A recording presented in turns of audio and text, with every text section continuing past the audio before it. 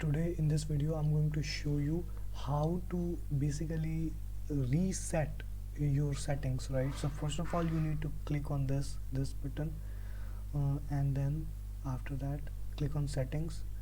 After that click on this page which will lead you to settings.json file. Of Now you are here. What you need to do is basically select the whole thing. So control plus a is used to select, right? The whole thing is selected. Now control plus x is used to cut.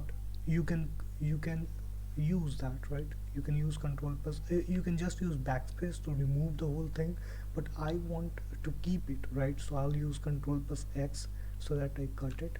And now there is nothing in there. So control plus s, and it is saved.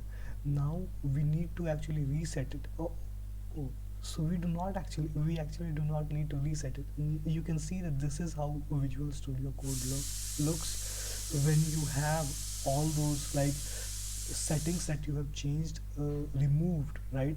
So now we are at default. We have basically this in default, right? All the settings have been removed.